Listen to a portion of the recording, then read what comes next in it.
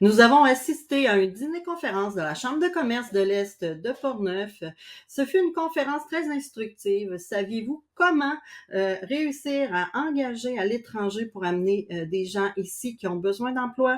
Alors, Madame Alyssa Mansfield, qui est de Mansfield Incorporé, qui est une avocate spécialiste en immigration, nous a donné un cours accéléré, donc c'est pas tout ce qu'on a besoin, mais quand même une belle conférence sur comment engager à l'étranger. Puis peut-être qu'on peut commencer avec Alyssa. Oui, donc bonjour tout le monde. Je suis vraiment heureuse d'être ici aujourd'hui. Merci beaucoup à la Chambre de commerce de l'Est de Portneuf, Katia, toute l'équipe. Je suis vraiment contente d'être avec vous. Donc, je me présente, je m'appelle Alyssa Mansfield. Je suis avocate spécialisée en immigration canadienne. Donc, je suis la fondatrice de Mansfield Immigration. J'ai parti mon propre cabinet cette année justement parce que je suis vraiment passionnée par le droit de l'immigration. J'ai travaillé avec des firmes de recrutement pendant quelques années.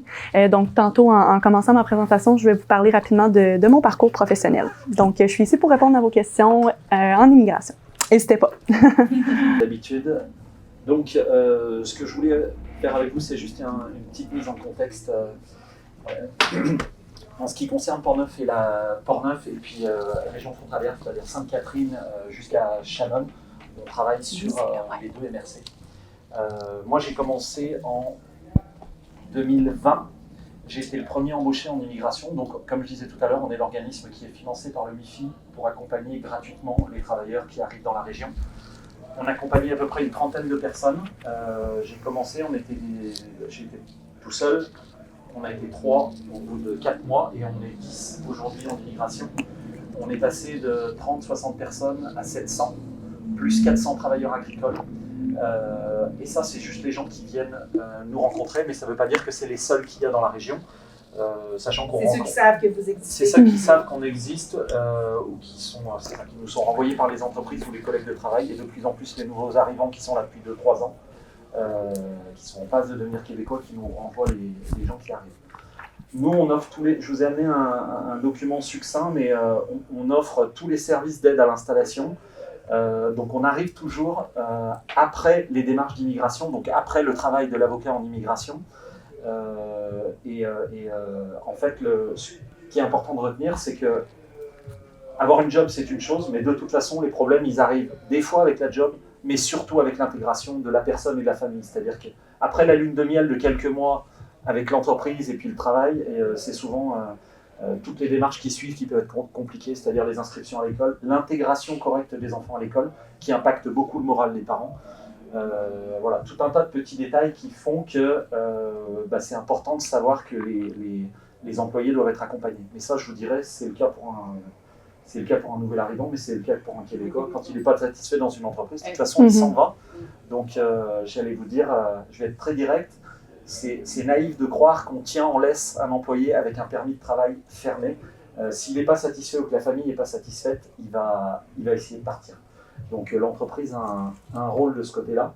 Ce que je voulais vous dire sur Portneuf, vite fait, il y a vraiment des choses qui bougent. Il y a une table de concertation, enfin Portneuf, j'ai un quartier, je suis désolé de le dire, c'est un petit peu plus dur, mais on y va quand même, on a des contacts, puis c'est amené à changer aussi avec la SDE. Mais il y a une table de concertation en immigration. Moi, ce que je peux vous dire, c'est qu'il y a 4 ans, les villes se considéraient pas responsables, c'est-à-dire que c'était renvoyé à la MRC ou au MRC l'accueil des nouveaux arrivants. Maintenant, les villes nous contactent de plus en plus pour qu'on soit présent pour les journées de nouveaux arrivants, pour qu'il y ait des initiatives de mise en place avec eux. Donc, il y a des choses qui se passent. Les villes sont présentes de plus en plus. Puis les villes réalisent que les employés... Quand les employeurs viennent frapper à la porte de la ville en disant les gens ne restent pas ou on n'a pas assez de propositions d'employés, ils commencent à réaliser l'utilité d'être présents dans le domaine de l'immigration. Voilà, et puis c'est ça. Vous dire que notre rôle n'est pas à négliger. On n'a plus besoin de gens, hein. Maintenant on est débordé, mais il faut quand même savoir, moi mon job c'est d'organiser les activités de socialisation. Aujourd'hui les activités qu'on organise, il y a 4 ans c'était une quinzaine de personnes, on était contents. Maintenant, on organise des activités où il y a 300 ou 400 personnes et les Québécois viennent et se mobilisent. Donc, il y a un enjeu. Et puis, j'allais dire, il y a peut-être personne à convaincre aujourd'hui, mais j'ai remarqué, on est quand même 3 personnes issues de l'immigration dans la pièce. Donc, c'est pas anodin, c'est une réalité. C'est une moyenne qui exprime bien ce qui se passe. C'est ça. Donc après, je pense que les gens dans la pièce sont conscients de ce qui se passe, mais voilà, il y a un besoin d'aide à l'intégration. Et puis, je voulais juste vous préciser, ça ne se fait pas tout seul, c'est ce que je disais. Nous, chez Accès Travail, les organismes qui sont financés par le ministère de l'Immigration n'ont pas le droit d'offrir de services juridiques. Donc concrètement, on a toujours, si ce n'est pas des liens, on arrive toujours en continuité des services d'un avocat ou d'un consultant en immigration. Et puis après, il y a le rôle de la Chambre de commerce.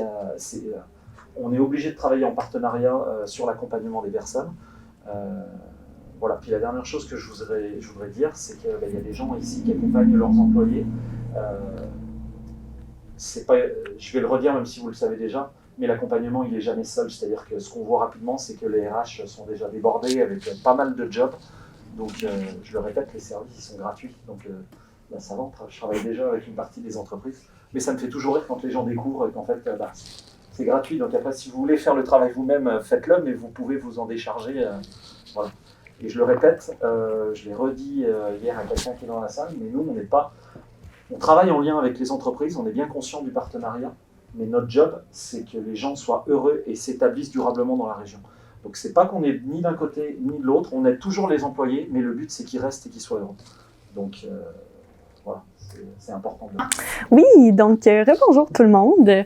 Je peux me représenter. Donc je m'appelle Alyssa Mansfield. Je suis avocate spécialisée en immigration canadienne. Donc ça fait maintenant plusieurs années que je travaille en immigration. J'ai travaillé avec quelques firmes de recrutement les premières années de ma pratique, ce qui m'a permis de voir vraiment accompagner des entreprises dès le départ avec des missions de recrutement à l'étranger.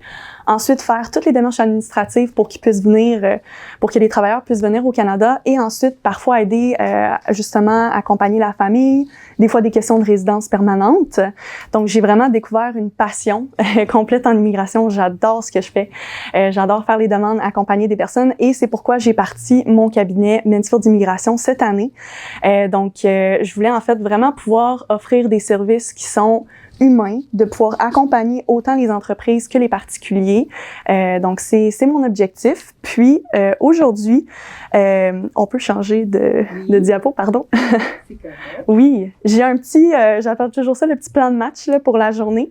Donc, j'ai quand même plusieurs points que je veux aborder avec vous. À la fin, n'hésitez vraiment pas si vous avez des questions ou s'il y a des points justement que vous aimeriez qu'on discute davantage. J'essaie de faire une tournée complète en immigration. Il y a beaucoup de notions à couvrir. Mais je vais commencer vraiment en parlant de certains termes qu'on entend très souvent en immigration. Donc, s'il y en a ici qui ont déjà fait des démarches en recrutement, vous les avez déjà entendus. L'EIMT, le CAQ et le permis de travail. Donc, on va vraiment décortiquer les notions ensemble, voir un petit peu comment on présente ces demandes-là, ça consiste à quoi. Ensuite, le cœur du sujet, vraiment, les obligations de l'employeur. Lorsque vous recrutez à l'étranger, vous vous engagez en quoi? Comment respecter vos obligations face à l'immigration? Et maintenant, la CNESST qui intervient dans plusieurs dossiers aussi. Le renouvellement, parce que le permis de travail prend fin à chaque 2-3 ans. Donc, souvent, on fait le recrutement, la personne arrive ici, s'installe et on commence déjà à parler de renouvellement quand même rapidement. Le changement d'employeur, donc ça, on en parlait un petit peu tantôt, là.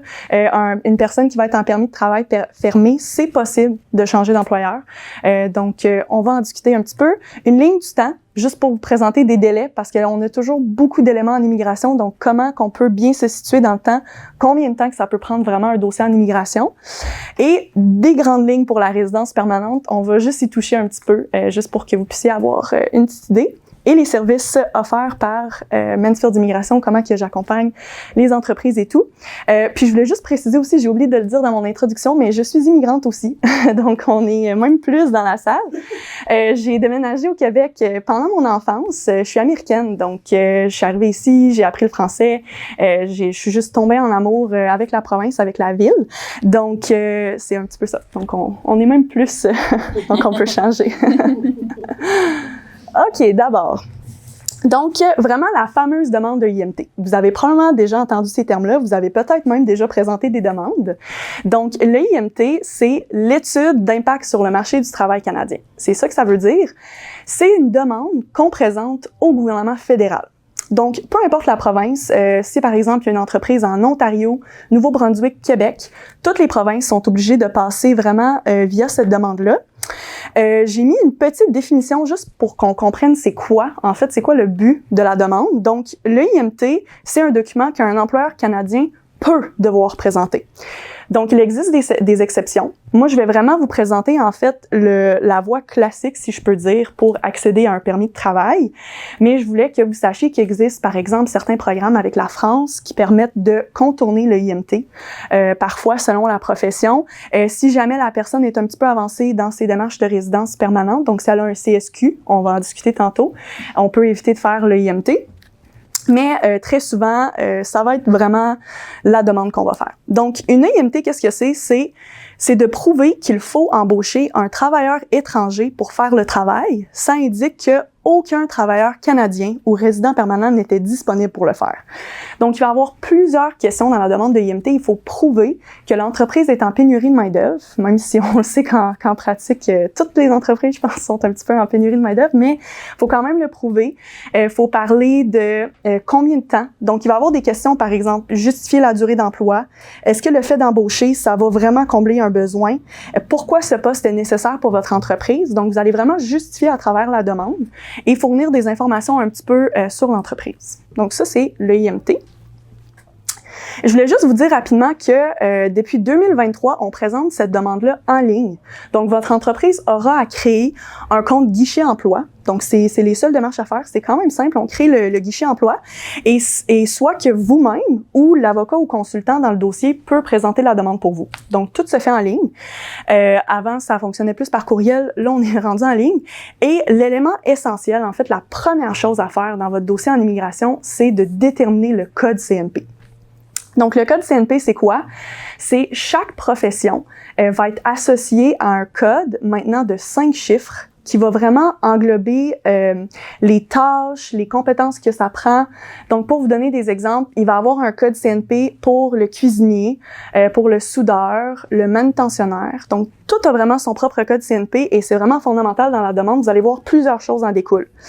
D'abord, les affichages selon le poste. Donc, si notre code CNP l'exige, il va falloir présenter des affichages en ligne. Donc, il faut utiliser 3 plateformes différentes, présenter des affichages qui vont rouler pour, encore une fois, vraiment prouver que vous avez tenté de recruter des Canadiens et vous avez été dans l'impossibilité de le faire. Et je voulais aussi juste préciser qu'il y a 1 000 $ de frais pour la demande de IMT par candidat. Il peut y avoir des exceptions là avec certains programmes comme des travailleurs agricoles ou des choses comme ça, mais vraiment avec le programme des travailleurs étrangers temporaires, c'est 1 000 $ par candidat dans la demande. Donc, le CAQ maintenant, on continue un petit peu les explications là, de début. Donc, le CAQ, son nom le dit, c'est le Certificat d'acceptation du Québec. Donc, c'est seulement au Québec qu'on a à présenter ce type de demande-là. Toutes les autres provinces ont seulement à faire le IMT. Nous, au Québec, il faut vraiment présenter conjointement le IMT et le CAQ. Donc, une définition, je vous dirais que ça ressemble beaucoup à l'IMT. Par contre, il faut y aller encore plus loin et il faut prouver les compétences du travailleur. Donc, on va fournir des CV, des attestations de travail, des diplômes pour prouver, par exemple, vous recrutez un soudeur pour prouver la personne va être capable d'exercer le métier au Québec. Donc, un petit peu plus exhaustive que les autres provinces. Le CAQ, bon, donc le gouvernement provincial est également rendu techno, si je peux dire. Oui, c'est ça, enfin. Donc, jusqu'à janvier de cette année, janvier 2024, ça fonctionnait encore par la poste, pour vous donner une idée. Donc, ça pouvait être long, là, les échanges avec le gouvernement par la poste, payer les frais, faire le suivi avec le courrier. Là, on est vraiment rendu 100% en ligne avec Arima.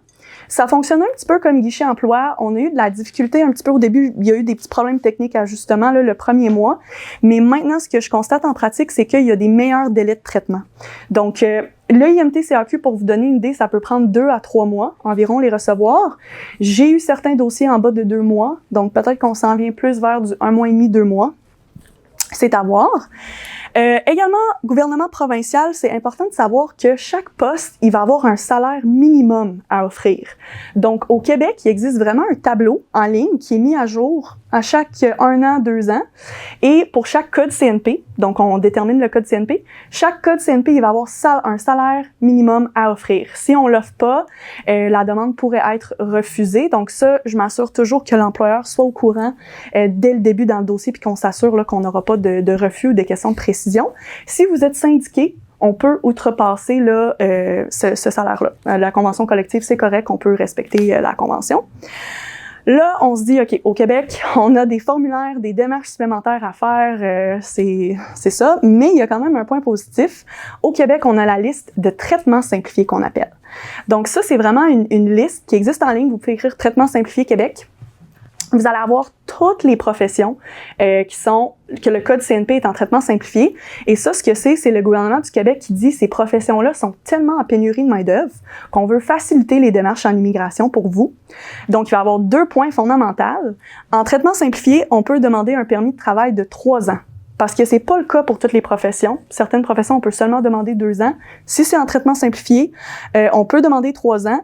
Et il n'y a jamais d'affichage à faire. Donc, les affichages que je vous expliquais tantôt, publiés en ligne sur 3 sites Internet, faire des captures d'écran avant, après, prouver que vous avez tenté de recruter des Canadiens, on peut s'en sauver avec le traitement simplifié.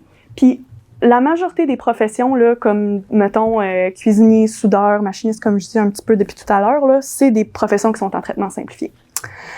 Ensuite, les frais, 444 $ par candidat. Donc, en tout, pour présenter une demande au gouvernement, on est à 1444 $ de frais. Il n'y a pas de taxes, mais c'est vraiment des frais à payer pour chaque candidat. Oui, je vous dirais que c'est très, très rare les refus quand que la demande est bien montée puis qu'on s'assure on respecte le salaire, on a bien les affichages. Quand une demande est refusée, souvent, ça va être parce que justement, puis il va souvent y avoir des demandes de précision avant, là, contrairement au permis de travail. EIMT-CAQ, l'agent va vous contacter puis va dire « Hey, j'ai vu telle affaire dans la demande, je comprends pas, pouvez-vous me donner des explications supplémentaires? » Donc, il va vous laisser une chance. C'est plus rare en pratique que ça arrive. Ouais. Donc maintenant, les obligations de l'employeur. Donc ça, c'est un petit peu le cœur du sujet. Vous avez un travailleur étranger temporaire via le programme des travailleurs étrangers temporaires. Qu'est-ce que ça implique? Donc les obligations vont vraiment découler de l'EIMT. Donc, c'est des obligations fédérales qui s'appliquent encore une fois à toutes les provinces, toutes les demandes qu'on présente. Et ces obligations-là vont varier selon le salaire horaire médian qu'on appelle. Donc, à chaque année, le gouvernement fédéral établit un salaire horaire médian pour chaque province. Cette année, pour le Québec, depuis le 2 avril, c'est 27,47 $ de l'heure. Donc, ça veut dire que si vous offrez 27,47 et plus de l'heure, vous êtes sous le volet haut salaire. Si vous offrez moins de 27,47, vous êtes sous le volet bas salaire. Et ça fait plusieurs années que le gouvernement change ce salaire-là vers la fin du mois de mai. C'est toujours attendu, tout le monde le sait, mais on ne sait pas pourquoi cette année, tout a changé le 2 avril du jour au lendemain. On n'a pas eu d'avis ou de communication ou quoi que ce soit, c'était changé. Donc, il faut vraiment toujours rester vigilant. L'immigration, ça change à tous les jours. Donc, et ça s'applique aux nouvelles demandes, pas à... Oui, exactement. Les demandes qui étaient déjà déposées, auparavant, c'était 26 $ de l'heure, mais pour toute demande déposée dès le 2 avril, c'est le 27,47 qui s'applique. Puis, ça fait quoi que ce soit un salaire à oui. salaire ou à bas? Oui, le bas salaire, il va avoir quelques obligations supplémentaires que je vais vous montrer. Et en fait, le haut salaire, ça vient jouer un petit peu aussi sur la venue des familles. Donc, pour ça, j'en parle pas pendant la présentation, mais je vais faire un petit résumé. Un travailleur qui est ici puis qui souhaite faire venir son conjoint ou sa conjointe, ses enfants, lorsqu'on est en fait en haut salaire, c'est toujours possible. Si on est en bas salaire, il faut être dans certaines professions spécifiques qu'on appelle comme les professions qualifiées, que encore une fois, c'est le code CNP qui vient déterminer si le travailleur peut faire venir conjoint, conjointe et enfant. Ça fait peut-être 1 an et demi maintenant que c'est en vigueur, puis le gouvernement au début avait annoncé on va le faire en plusieurs vagues. Donc la première vague, ça va être seulement les travailleurs qualifiés, travailleurs haut salaire. Deuxième vague, bas salaire, mais ça fait 1 an et demi puis on n'a pas encore de nouvelles là-dessus. Donc, pour l'instant, c'est pas possible. C'est possible de tenter un visa visiteur, mais c'est beaucoup plus difficile, je vous dirais. Donc, au bas salaire, oui. Ça va dépendre.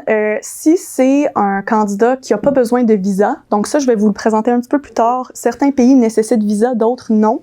Si c'est un pays qui nécessite pas de visa, comme par exemple la France, la personne, le conjoint, la conjointe pourrait venir ici en statut visiteur. Donc, pourrait rester ici en statut visiteur, mais elle peut pas travailler, elle peut pas étudier. Sinon, il faut qu'elle fasse des démarches elle-même. Par contre, ce qu'on constate en pratique, quand que c'est un pays qui nécessite une demande de visa, par exemple, des demandes, ça peut être le Maroc, l'Algérie, Cameroun, des demandes. Je vais vous présenter quelques délais selon le pays tantôt. Mais ça, quand on tente de demander un visa visiteur, faut être très vigilant parce qu'on va avoir parfois des refus en ligne. Faut vraiment prouver la capacité financière. Faut prouver en fait que le couple va être en mesure de subvenir à ses besoins si c'est juste un des deux qui travaille parce que l'autre travaille pas. Donc très souvent le gouvernement va dire qu'ils sont pas satisfaits des preuves qu'on a fournies. Ils pensent que la personne va venir ici, va travailler potentiellement illégalement ou des choses comme ça. Donc c'est en pratique on voit quand même beaucoup de refus. C'est sûr que tout le monde dit présenter une demande de visa visiteur. Faut être plus vigilant là. C'est vraiment du cas par cas. Exactement. Exactement. C'est ça. Ouais. Oui. Donc, les obligations générales de l'employeur. D'abord, en fait, l'obligation fondamentale, je vous dirais, c'est vraiment de respecter votre demande de IMT puis ce qui a été déclaré. Donc, dans la demande de IMT, quand vous préparez au départ, vous répondez à plusieurs questions. Vous parlez des avantages sociaux, du salaire, du logement, le lieu de travail. Donc, une fois que c'est déclaré, c'est pas comme parfait, on passe à autre chose, c'est vraiment, ça va vous suivre, en fait, pendant tout le permis de travail. Donc, c'est très important, si vous embauchez un cuisinier, que la personne fasse des tâches de cuisinier. Il peut pas, par exemple, du jour au lendemain, vous avez un changement auprès du restaurant, là, il faudrait que la personne soit vraiment serveur à 100%. Techniquement, en immigration, c'est pas possible. Il faut vraiment respecter le poste. Le lieu de travail aussi, ça c'est un autre point. Quand on dépose la demande de IMT, on peut déclarer plusieurs lieux de travail. C'est possible. On le voit souvent avec les restaurants, les franchises qui ont plusieurs lieux de travail. C'est juste très important de toutes les déclarer. Parce que techniquement, une personne est pas censée travailler à temps plein à un lieu autre que où est-ce qu'on a déclaré. Puis en plus, sur son permis de travail, ils vont souvent indiquer la ville où que la personne peut travailler. Fait que c'est pas possible d'être dans une entreprise à Montréal. Là, vous souhaitez le transférer à Québec. Techniquement, c'est pas possible en immigration. Un autre point, le salaire. Le gouvernement va être un petit peu plus flexible sur le salaire parce qu'à chaque année, on a quand même, tu sais, souvent une petite augmentation qui va suivre l'inflation. Donc, c'est possible d'augmenter de 2% ou ça peut être également le taux d'inflation de l'année précédente. Donc, comme là, actuellement, pour 2023, c'est à peu près 3,9%. Donc, techniquement, vous pouvez augmenter à 3,9%. C'est sûr qu'il y a des fois en pratique, on va voir des gens qui augmentent un petit peu plus. Je vous dirais que si vous avez une inspection, les conséquences vont être moindres que si, par exemple, vous réduisez le salaire. Ça, vous n'êtes pas censé, c'est pas permis avec les EIMT. Un autre point, c'est de conserver tous vos documents pendant 6 ans. Donc, ça peut paraître long, mais techniquement, il peut y avoir une inspection jusqu'à 6 ans après l'embauche d'un travailleur étranger temporaire. Ce qui est quand même long. Donc, ce que je conseille toujours aux clients, c'est vraiment de faire un fichier dans vos courriels, que vous mettez tous vos échanges courriels, soit avec vos employés, soit avec l'avocat, le consultant, le travailleur. Mettez tout ça ensemble. Même un portfolio imprimé, si vous imprimez tout, le contrat de travail, le IMT, vous imprimez tous les documents qui vous sont envoyés. Comme ça, si jamais vous avez une inspection, vous allez être correct, vous allez pouvoir tout fournir dès le début. Puis des fois, ce qu'on voit aussi en pratique pour des grosses entreprises, c'est, par exemple, la personne qui était aux ressources humaines est en congé de maternité ou est absente cette semaine-là. Donc, c'est important de garder des traces. Un autre point très important, l'interdiction aux employeurs de percevoir ou de récupérer des frais. Donc ça, c'est vraiment très clair. Depuis qu'il y a eu un changement en automne 2022, le gouvernement a mis au clair là, plusieurs obligations, dont cette obligation-là. Donc, c'est pas possible d'aller rechercher les frais de IMT. Donc, c'est pas possible d'aller rechercher le 1 000 $ que vous avez payé ou les honoraires que vous avez payés à l'avocat ou au consultant, ni les frais de recrutement. Donc, si vous faites affaire avec une firme de recrutement qui vous charge un certain montant pour vous présenter des candidatures, vous mettre en lien, c'est vraiment pas possible. Avant, c'était toujours un petit peu un sujet controversé, même encore aujourd'hui, c'est salé un petit peu. Moi, personnellement, par précaution, j'informe toujours l'employeur dès le début. J'envoie vraiment la totalité de la facture à l'employeur. C'est vraiment entendu juste pour protéger tout le monde dans le dossier. Un autre point, c'est de souscrire à une assurance privée. Donc, pour les premiers mois, quand le travailleur arrive ici, parce que oui, il va y avoir le droit à la RAMQ, mais souvent, ça prend 2-3 mois avant que la RAMQ, avant de recevoir la carte. Donc, c'est très important de s'assurer d'avoir une assurance. Puis, en pratique, j'ai déjà vu, par exemple, des cas d'accident du travail, justement, la personne se blesse. Si on n'a pas d'assurance, ça peut monter vraiment très, très rapidement. Toujours faire attention quand vous renouvelez aussi. Il faut que la personne rappelle la RAMQ, doit renouveler la RAMQ. Souvent, c'est quelque chose qu'on peut oublier. Finalement, c'est de déclarer le travailleur à la CNESST. C'est un simple formulaire que vous avez à remplir, envoyer à la CNESST. Des fois, on l'oublie, on y pense pas parce que c'est pas nécessairement en fonction de l'EIMT, c'est plus vraiment par rapport au Québec et la CNESST. Exactement. Quand son permis se termine, puis qu'il reçoit son nouveau permis, c'est important de toujours fournir le nouveau permis à la RAMQ pour prolonger. Parce que s'ils le font pas, c'est pas, à ma connaissance, c'est pas automatique. Ça va pas se renouveler. Ouais, c'est ça. Donc, toujours faire attention. Travailleur étranger temporaire. Oui. Vous allez le voir, des fois, l'abréviation, ça peut être TET. PTET, c'est le programme. Donc, le programme des travailleurs étrangers. TET, c'est travailleurs étrangers temporaires. Parfait. Donc maintenant, tantôt je vous parlais du bas salaire. Il y a 2 autres obligations quand même importantes qui viennent s'ajouter pour le bas salaire. Si vous offrez 27 et 47 et plus de l'heure, vous n'avez pas ces obligations-là. Donc, il va avoir en fait le fait d'assumer les frais de déplacement aller-retour pour la personne. Donc, si la personne se trouve, par exemple, à Paris, et la personne va travailler à Montréal, l'employeur doit payer le billet d'avion et louer une auto ou un taxi ou quelque chose pour que la personne puisse se rendre à son domicile ou au travail. On a déjà vu des cas quand même drôles en pratique. Là, on peut voir une personne qui va réserver un billet d'avion première classe ou limo, des choses comme ça. C'est sûr que c'est pas attendu de l'employeur de payer, mais souvent ce qu'on va dire à la personne, c'est de vraiment valider le billet d'avion avec l'employeur au départ pour que s'assurer que les deux soient à l'aise avec le prix et avec l'itinéraire. Aussi faire attention. C'est quoi, c'était l'employé qui se réservait une Oui, oui, c'est ça. Billet d'avion première classe. Non, c'est ça. On a dit que c'était pas couvert. Fait que à ce moment-là, l'employeur paye juste la partie qui est attendue là, normale. C'est ça. Exactement. Oui. Allô. Bonjour. Bonjour. Vous pouvez prendre place. Oui. Est-ce que Samuel vous suit prêt? Samuel de très près. Parfait. Parfait. Fait qu'on va attendre si Samuel est pour arriver. Oui. Ah oui. Je dis de très près, là, j'ai le continuer. Ah, ok, d'accord. Parfait. Parfait. Ouais, c'est ça. Donc, c'est vraiment juste les frais aller-retour, faire attention, et aider à trouver un logement convenable et abordable pour le travailleur. Donc, l'obligation, c'est pas de fournir le logement nécessairement, mais c'est vraiment d'aider à trouver. Donc, vous pouvez parfois faire affaire là avec des organismes qui aident également à l'arrivée, l'accueil. Sinon, vous pouvez, même des fois, nous, avec les firmes de recrutement, c'est de vraiment regarder, tu sais, Facebook, Kijiji, on regarde, on contacte la personne, on regarde est-ce que c'est un logement qui est convenable pour la personne. Oui, parfait, on aimerait ça, payer le premier mois. Juste d'aider à réserver le logement. Des fois, c'est difficile quand la personne est encore à l'étranger. Donc, convenable, ça veut dire que ça ne nécessite pas de réparation majeure. Donc, c'est vivable.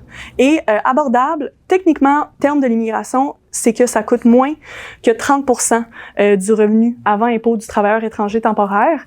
Ce que le gouvernement veut faire par cette obligation-là, c'est d'éviter en fait que le travailleur arrive ici, puis que l'employeur impose un logement qui serait 50% du salaire, puis qu'on peut pas payer. Donc, je vous dirais que d'aider avec votre bonne foi, habituellement, la collaboration avec l'employeur et le travailleur, ça permet de répondre à cette obligation-là.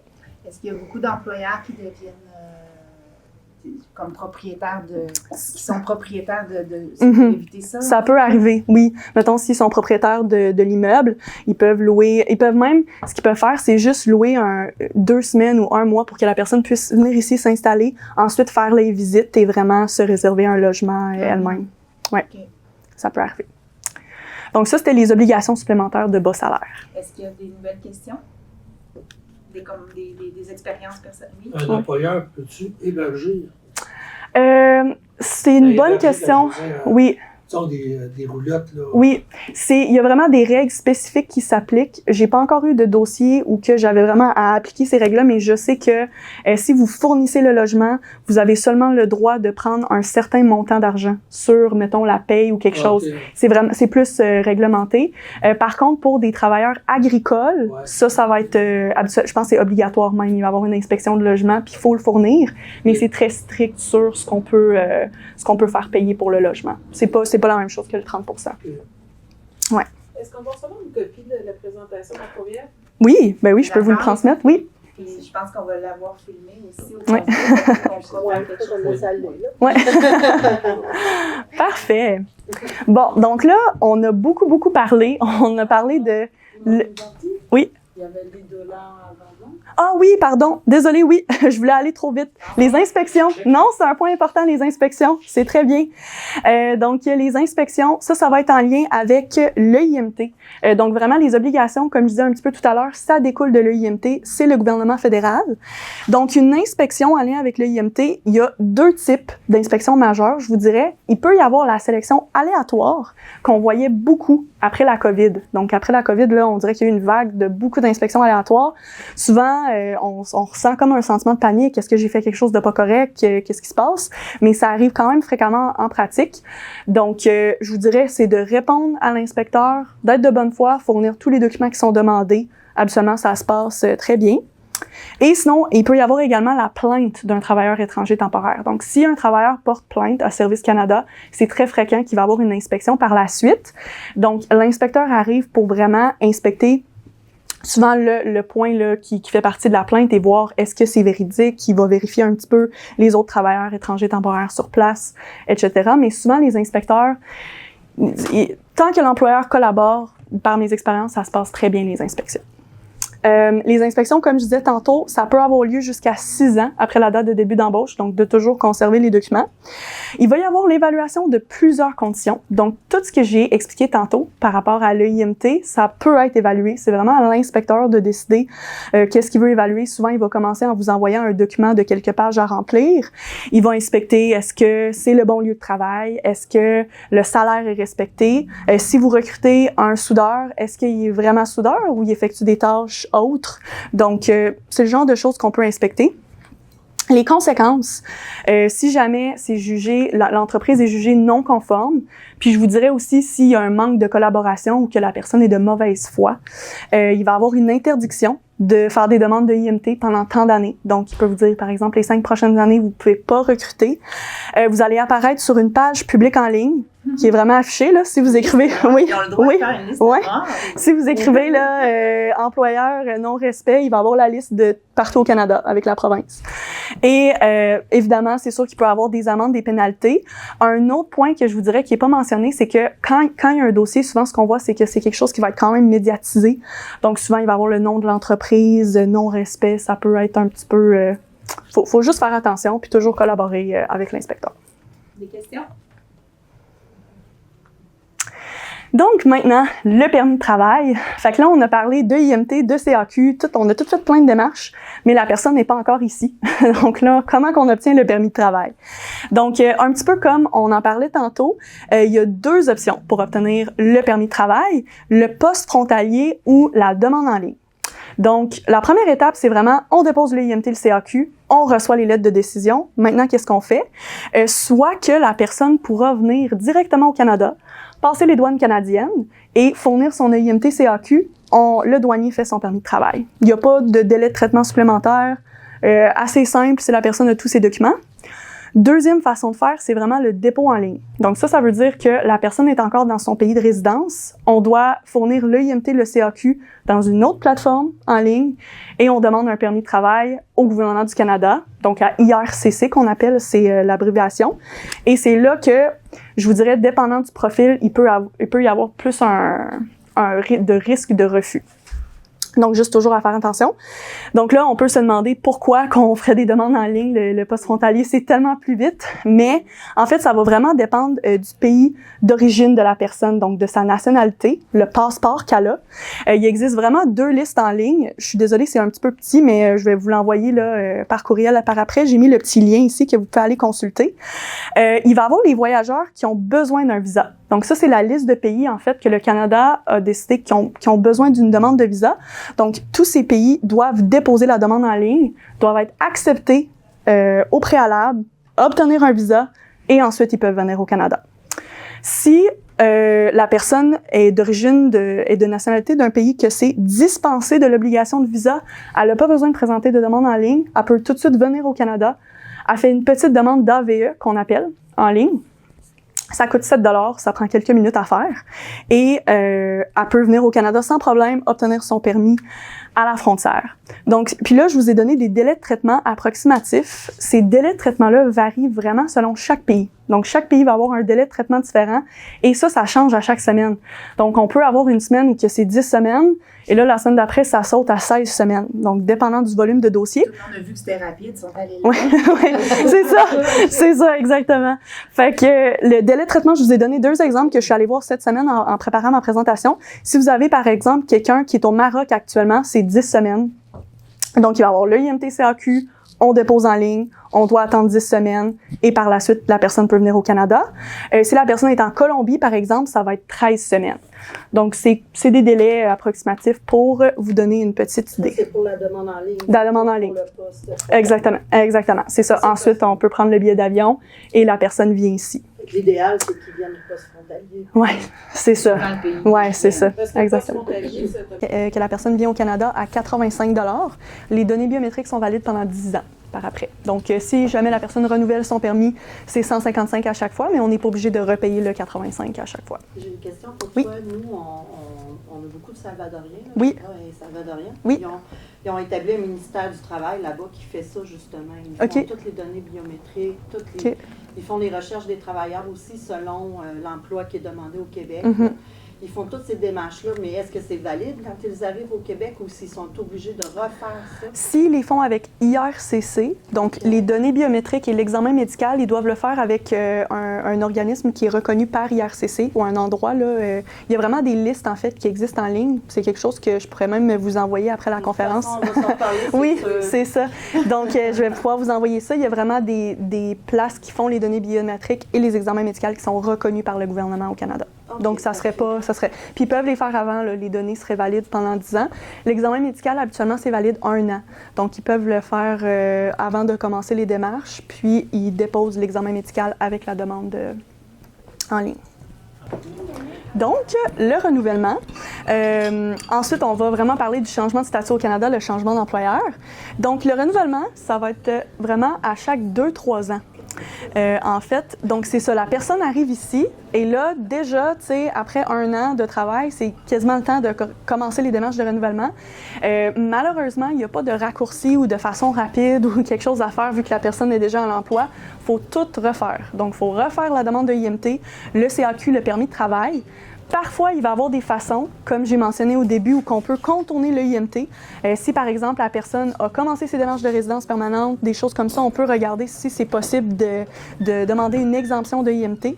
Mais sinon, la voie classique, si la personne n'a pas entrepris de démarche, ça va être vraiment le IMT, le CAQ, le permis de travail. Je conseille toujours de débuter les démarches environ 8 à 10 mois avant l'expiration.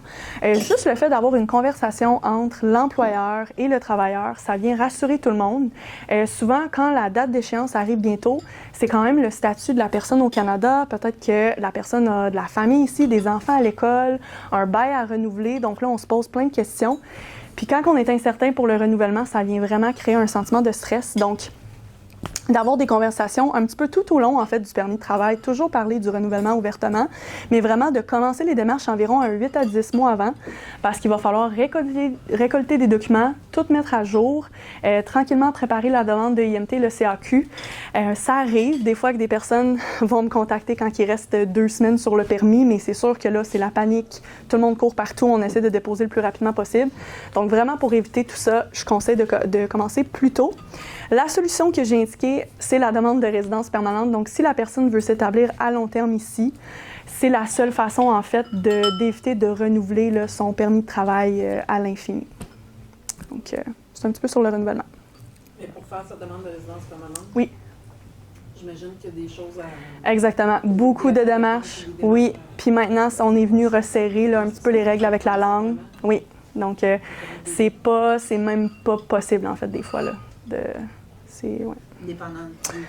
Exactement, c'est ça. C'est pour ça qu'il faut les inscrire tout de suite. Oui. Avec le taux de Francisation, ouais. direct. Oui. Ça aide. Oui, J'ai un vraiment. ami- 2 ans là, Ouais. déjà à notre Ouais. niveau. Exact. J'ai un ami qui est breton, professeur de français dans sa jeunesse, puis il a fallu qu'il passe l'examen de français. Ouais. Des fois, il faut le faire pour... Oui, exactement. Donc maintenant, le changement de statut, le changement d'employeur, j'avais mis ce diapo-là juste pour vous expliquer que c'est quelque chose qui existe, mais je vais essayer de plus en parler parce que je vois que c'est quand même un sujet qui intéresse tout le monde. Donc n'hésitez pas si vous avez des questions là, par après, je pourrais plus élaborer. Donc en fait, un changement de statut, ça va être une personne qui est ici, par exemple, en statut visiteur, en statut étudiant ou travailleur, puis là, il souhaite changer. Donc, mettons un étudiant qui veut dorénavant travailler à temps plein, un visiteur qui veut étudier, c'est tous des changements de statut parce que la personne est déjà ici avec un statut valide, mais il faut vraiment, c'est très important de faire la demande à l'immigration avant de commencer. Donc, c'est pas possible pour un visiteur de commencer à travailler en attendant son permis. Il faut vraiment faire les choses dans l'ordre pour éviter des complications, surtout quand on est rendu à faire la résidence permanente. Il faut tout déclarer les séjours, puis s'il y a des séjours qui sont illégaux ou que la personne était dans un statut mais qu'elle ne faisait pas ce qu'elle déclarait à l'immigration, il peut vraiment y avoir des complications à long terme. Donc, toujours faire attention. Le changement d'employeur aussi. Donc, c'est une politique qui existe en fait depuis la COVID. C'est une politique que le gouvernement a mis en place. Donc, ce qui arrivait au début de la COVID, c'était qu'il y avait beaucoup de travailleurs étrangers temporaires au Québec. Bien, c'est une politique qui s'applique au Canada. Et en fait, ces travailleurs-là se faisaient mettre à pied. Donc, mettons un restaurant ou une usine qui devait arrêter de rouler parce que là, il y a la COVID, on n'a pas le choix. Bien là, le travailleur était avec un permis fermé. Donc, il était comme pénalisé parce que lui, il ne pouvait pas travailler pour aucune autre entreprise. Donc là, des fois, il n'y a même pas une façon de subvenir aux besoins de base. Donc, ce que le gouvernement a fait, c'est qu'ils ont dit, si vous avez un statut valide au Canada et que vous soumettez une demande de IMT, de CAQ, de permis de travail, tout conjointement en ligne, vous pouvez demander une autorisation spéciale au gouvernement pour commencer à travailler pour la nouvelle entreprise en attendant le traitement de votre permis. Donc, ce que ça fait, c'est que si un candidat se présente chez vous qui est en permis de travail fermé, vous pouvez faire une demande de IMT, une demande de CAQ, faire une demande de permis de travail en ligne en même temps, demander l'autorisation spéciale à IRCC et ça prend environ 2 à 3 semaines recevoir une lettre qui dit que IRCC, ils ont analysé le dossier et si vous répondez aux critères, ils vont dire vous répondez aux critères, vous pouvez changer d'emploi en attendant le traitement de votre dossier. Ah, oui. Maintenant ou là? Vous pouvez aller en ligne puis annuler la demande. En fait, ça dépend. Parce que la demande de permis de travail, c'est vraiment une demande qui est personnelle au travailleur. Donc, il se pourrait que la personne aille déposer elle-même là, en ligne. Ce que vous pouvez faire... Oui, c'est ça. Ce que vous pouvez faire comme employeur, ça serait, vous pourriez tout de suite contacter Service Canada et le MIFI. Donc, Service Canada, c'est le fédéral, le MIFI, le provincial. Vous demandez d'annuler les demandes de IMT de CAQ parce que... pour un motif quelconque, eh bien, le permis de travail, si la personne ne veut pas l'annuler, bien, naturellement, ça va se traiter puis la demande va être refusée parce que le IMT et le CAQ, ils n'ont pas été liés au compte. Puis vous, c'est possible, en fait, de congédier tout en respectant les lois en droit du travail, là, comme si c'était un Canadien ou un résident permanent canadien. Oui et non. Oui, il peut, parce qu'une fois qu'on a la résidence permanente canadienne, on peut vraiment vivre partout au Canada, ça c'est sûr. Mais avec son programme de résidence permanente, il a probablement déclaré dans sa demande qu'il avait l'intention de vivre en Alberta. Donc, techniquement, quand on fait notre demande de résidence permanente, on est censé vivre dans la province où qu'on fait la demande, ou au moins avoir l'intention de. Donc, c'est juste de faire attention. Si la journée qu'il obtient la résidence permanente, il revient ici, techniquement, il a le droit, Mais c'est sûr que si il pourrait avoir l'immigration qui inspecte ou quelque chose, qui regarde puis qui dise est-ce que c'est ça, est-ce que vous avez quitté le Québec parce que c'est plus long, plus compliqué, vous êtes venu ici, vous avez fait votre demande de résidence permanente et là vous retournez. Ça reste toujours du cas par cas. Personnellement, j'ai pas encore vécu ce cas vu que je suis vraiment spécialisée au Québec. Donc, c'est rare que je fais des dossiers à l'extérieur du Québec. Mais faut faire attention. Tu nous suivras. Oui, c'est ça. Mais ils vont être obligés quand même de faire le test de français. Une fois, techniquement, qu'on a la résidence permanente, puis qu'il l'a obtenue, je crois pas. Je pense qu'il viendrait ici avec sa carte de résidence permanente, puis c'est sous réserve de lui qui a déclaré qu'il avait l'intention de vivre en Alberta. Parce que c'est sûr qu'il peut y avoir des changements de plan, là, ça peut arriver, mais c'est juste de regarder sa bonne foi, puis est-ce que c'était intentionnel ou non. Fait que... Bon, donc maintenant, on va être rendu à la ligne du temps. Donc là, on a beaucoup parlé là, de beaucoup de démarches, tout ça, mais concrètement, on peut s'attendre à combien de temps? Parce que souvent, c'est la question au début qu'on se pose. Donc, la demande de IMT de CAQ, la toute première étape, ça va être un genre de 2-3 mois, recevoir les lettres de décision. Je dis ça sous toute réserve que ça m'est arrivé cette semaine de me battre un petit peu avec Service Canada pendant des mois et des mois et des mois pour une demande de IMT. Je ne sais pas pourquoi ça a été perdu. Puis la demande avait été soumise au mois d'octobre. Donc, c'est sûr que octobre à mai, c'est beaucoup plus long que 2 à 3 mois. La majorité du temps, ça va être 2-3 mois, mais des fois, il arrive des oublis, il arrive qu'un dossier est perdu ou quelque chose, il faut faire des suivis. Puis en fait, c'est impossible de faire un suivi pour une demande de IMT tant qu'on n'a pas atteint 25 semaines. Donc, tant qu'on n'a pas atteint 25 semaines, on ne peut pas dire « on est dans des délais de traitement anormaux, on aimerait ça que vous fassiez un suivi dans notre dossier ». Donc, c'est... Si elle a été perdue, Ouais. 32 chaises, Ouais. on le sait juste à 26 semaines. Exactement. Fait que c'est... ça peut arriver. 25 semaines aussi pour le sortir Ouais. de ce qui est perdu. Ouais. Ça l'a pris beaucoup de temps, beaucoup de temps. Ensuite, il va y avoir la demande de permis de travail. Donc, une fois qu'on reçoit le IMT-CAQ, c'est là qu'on va être rendu à soit dépendant du passeport, donc dépendant de la nationalité de la personne, soit qu'il va pouvoir aller directement au poste frontalier. Le seul délai qu'il y a, c'est l'achat du billet d'avion, s'arranger, prendre ses affaires, venir ici.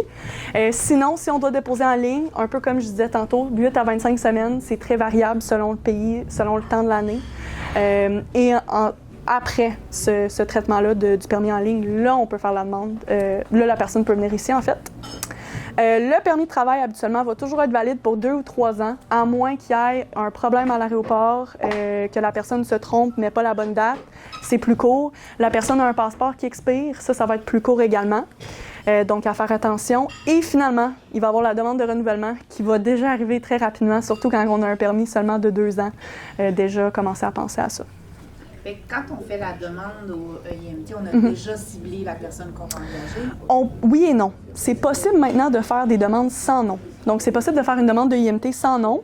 Le Québec, c'est un petit peu plus compliqué parce qu'une fois qu'on a son nom, là, il faut fournir son nom pour le CAQ. Donc, ça peut prendre quelques semaines de plus, mais c'est possible de faire des demandes sans nom. Ça, c'est tout nouveau depuis décembre. C'est ça, depuis décembre 2023, c'est possible pour le Québec. Parce qu'avant, c'était possible pour toutes les provinces, pas le Québec, parce que le Québec, on avait les CAQ. Mais là, c'est possible depuis décembre de faire la demande. Donc, ça peut peut-être être, c'est ça, une nouvelle stratégie, là. Guichet emploi. Guichet emploi, je pense qu'il y a une façon d'aller dans le guichet emploi, puis en fait, vous pouvez publier des offres d'emploi pour un travailleur ou un visiteur qui serait ici, qui souhaiterait venir chez vous. Donc, vous pouvez dire, par exemple, vous avez une demande de IMT en cours, vous l'attendez. Je pense qu'il y a cette fonction-là dans le guichet emploi. Dans le guichet emploi, c'est... Ouais.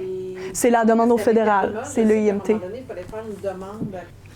Donc, peut-être que c'est amélioré, parce qu'Arima, c'est vraiment amélioré depuis janvier. Pour de vrai, on voit des améliorations, là.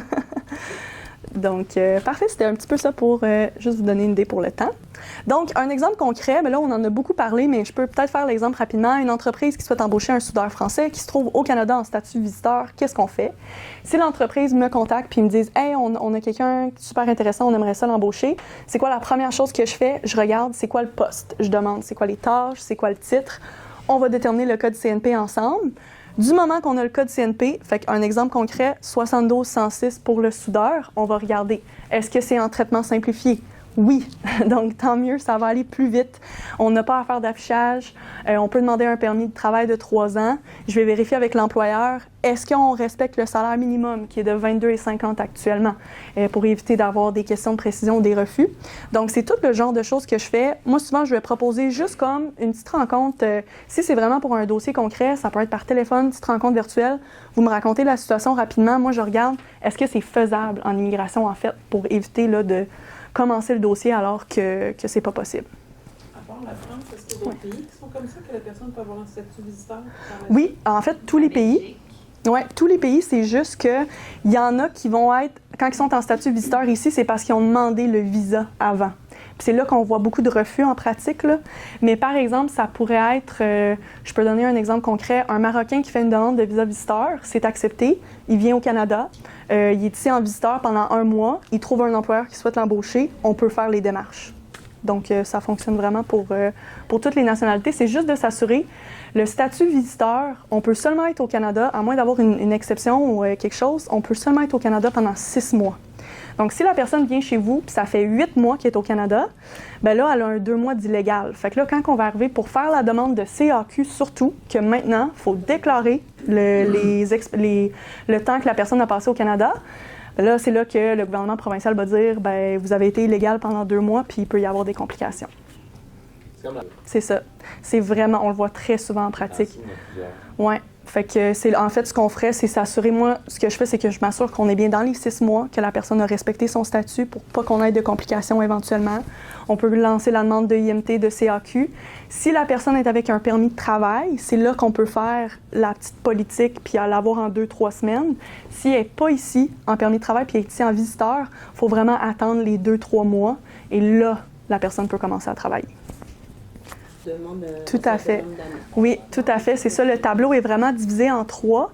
Donc, j'ai mis 22,50, mais ça, c'est si vous demandez 0 à moins de 2 ans d'expérience. Si vous souhaitez demander, par exemple, 3 ans d'expérience, on passe au milieu, puis là, il faut augmenter le salaire. Tout à fait. Fait que ça, c'est un autre point. Si j'ai un employeur qui me dit, moi, je veux absolument que la personne ait 5 ans, bien, on va aller voir le salaire, puis on va voir si c'est possible de le demander. Ça, on peut le voir avant oui, exactement. C'est ça. Le tableau est vraiment public en ligne.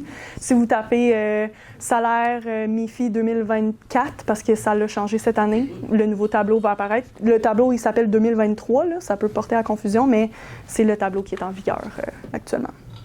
C'est le tableau 2024. Oui, c'est ça. C'est ça, exactement. Toujours 1 an là, de retard. Changer ça. Oui. Donc, maintenant, la résidence permanente, vraiment juste en quelques mots, parce que je pense que ça pourrait être une autre conférence complète, mais je voulais quand même vous glisser un mot parce que je sais que quand quelqu'un arrive ici, ils ont beaucoup de questions, ils veulent regarder la possibilité pour la résidence permanente, surtout s'ils ont de la famille. Souvent, c'est l'employeur, la première personne à qui ils vont poser des questions. Des fois, l'employeur ne sait pas quoi répondre. Donc, d'abord, s'il n'y a aucune démarche de résidence permanente, comme je disais tantôt, il faut faire des démarches de renouvellement à chaque 2-3 ans. Puis c'est pas non plus parce qu'on a lancé une demande de résidence permanente qu'on peut oublier notre statut. C'est vraiment important. Si vous êtes en attente de votre résidence permanente, il faut renouveler votre permis de travail d'une façon quelconque. Il va y avoir la résidence permanente économique versus le parrainage. Donc, j'ai fait comme 2 catégories là, principales. La résidence permanente économique, c'est quand que la personne va demander sa résidence permanente qui est en lien avec son travail ou avec ses études. Donc, si par exemple, elle est ici puis elle occupe un poste de soudeur pendant 2 ans, bien là, elle va pouvoir accéder à certains programmes pour la résidence permanente vraiment via son emploi ou via le diplôme qu'elle a obtenu. Le parrainage, contrairement à l'économique, c'est comme le regroupement familial. Donc, un Canadien ou un résident permanent canadien qui se marie ou qui est conjoint de fait avec quelqu'un d'une autre nationalité, c'est possible de faire les démarches. C'est très long, surtout au Québec, mais c'est possible. Je voulais également juste préciser, au Québec, il existe une étape supplémentaire qui n'existe pas dans les autres provinces, qui est le certificat de sélection du Québec, qu'on appelle le CSQ, à ne pas confondre avec le CAQ. Donc, ça peut vraiment porter à confusion, là. CAQ, c'est la résidence temporaire, c'est en lien avec le IMT. Le CSQ, c'est la première étape. Dans le fond, c'est de demander au Québec d'abord, on reçoit notre CSQ et ensuite on peut demander la résidence permanente au fédéral. Je peux vous donner une idée pour les frais aussi, là, c'est quand même assez dispendieux. On vient de réaugmenter les frais, je pense que c'était au 30 avril. CSQ, c'est 895 pour le demandeur principal et la résidence permanente, c'est 1525 pour le demandeur principal. Donc, une famille de 2 personnes avec, mettons, 3 enfants, on est à 1525 x 2, plus les enfants que c'est, je pense, 260 maintenant. Ça peut monter assez vite en frais gouvernementaux. Exactement, c'est ça. En fait, on est obligé de même payer avant puis de fournir la facture. Mais ça va être les frais avant le 30 avril à ce moment. Et je voulais aussi juste dire qu'actuellement, en fait, là, ce que je dis, ça ne s'applique pas du tout au parrainage. C'est vraiment, en fait, pour les programmes de CSQ actuellement au Québec. Il y a quelques programmes principaux. Ce qu'on constate depuis le mois de janvier, c'est que ça prend un niveau 7 de français oral pour même avoir une possibilité d'obtenir le CSQ. Parce que la personne ne se fera pas inviter à présenter sa demande de CSQ par le gouvernement, à moins de prouver qu'elle a un niveau 7 de français, donc soit avec un examen de français, soit avec des diplômes, des relevés de notes, si la personne a étudié en français. Ça peut parce que, en fait, une fois qu'ils ont leur CSQ, on peut un petit peu contourner le IMT avec certaines demandes. Puis, une fois qu'ils ont leur CSQ, parfois, ils vont même avoir une autorisation du gouvernement provincial d'obtenir un permis ouvert. Donc, ils obtiennent un permis ouvert, ils viennent ici. Pour obtenir son CSQ à l'étranger, il faut vraiment avoir un profil qui correspond un petit peu à ce que le Québec recherche. Donc, ils vont vraiment regarder le niveau de français, si les gens ont de jeunes enfants, si c'est un jeune couple, des diplômes, s'ils ont plusieurs années d'études avec des relevés de notes des diplômes, ils pourraient passer via le programme. Puis ce programme-là s'appelle le PRTQ. Donc ça, c'est un des 2 programmes qui permet d'obtenir le CSQ à l'étranger. Là, le PRTQ va complètement changer et va devenir le PSTQ à compter de novembre. Donc, tout va changer. Ouais, c'est ça. C'est ça. On parle lentement là, pour essayer de tout dire les acronymes, mais ça va devenir le PSTQ. Donc, vous allez probablement voir beaucoup de choses là, dans les nouvelles. Ça va probablement sortir dans les journaux. Tout va sortir sur les programmes. Tout change. Et l'autre programme qui existe, que je peux vous dire au Québec, c'est le PEQ. Ça, c'est, en fait, la condition essentielle pour ça, c'est qu'il faut avoir une profession qui est qualifiée, un petit peu comme qu'on disait tantôt, là, les professions qualifiées, et il faut travailler pendant 2 ans au Québec. Donc, mais vous donnez des exemples, un soudeur, une adjointe administrative, une préposée aux bénéficiaires, un camionneur qui est ici, qui travaille pendant 2 ans, ils vont pouvoir demander via le PEQ. Donc, je peux changer. Donc, juste très rapidement, je voulais vous expliquer un petit peu c'était quoi mon fonctionnement en immigration, comment je fonctionne quand j'arrive dans un dossier, parce que souvent, on a plein de questions. Des fois, c'est urgent, des fois, on a plus de temps. Donc, bref, comme je disais tantôt, j'analyse la faisabilité du dossier, parce que malheureusement, c'est pas tous les projets qui sont faisables. Donc, souvent, moi, j'aime vous parler du risque. J'aime vous dire, est-ce qu'on a plus de chances de refus? Est-ce que ça va prendre 1 an à obtenir les documents? Donc, j'aime toujours tout dire dès le départ. Je vais vraiment vous expliquer toutes les différentes options. Aujourd'hui, je vous ai expliqué la voie classique EIMT-CAQ. Ça se pourrait qu'il y ait une exemption, ça se pourrait qu'on puisse trouver une autre solution. La résidence permanente embarque. Je peux vous donner mes recommandations aussi, un petit peu ce que je vois en pratique. On prend une décision ensemble. C'est là que je vous fais vraiment comme le plan de match, là, combien de temps que ça peut prendre. Et par la suite, c'est là que le dossier vraiment vient dans ma cour. Je vous aide à créer votre compte guichet emploi, votre compte agrément. Et ensuite, je peux prendre en charge un suivi jusqu'à la fin du mandat. Donc, on peut passer. Et ça, c'est les types de services que j'offre. Donc, vraiment, permis de travail avec EIMT, CAQ. Je regarde est-ce qu'il y a d'autres programmes qui peuvent s'appliquer. Le renouvellement quand le candidat est déjà ici. Un changement de statut. Quelqu'un qui sera en visiteur, on aimerait l'embaucher. Quelqu'un qui est en permis fermé, on voudrait obtenir un nouveau permis fermé. Le visa visiteur, le permis d'études pour de la famille, des connaissances qui sont à l'étranger. Des fois, la personne veut faire venir son frère, veut faire venir son ami. Je peux faire des consultations juridiques pour ça. Accompagner vers la résidence permanente et également le regroupement familial lorsque c'est possible. Donc, je pense que c'est la fin. Donc, merci beaucoup. Est-ce qu'il y a des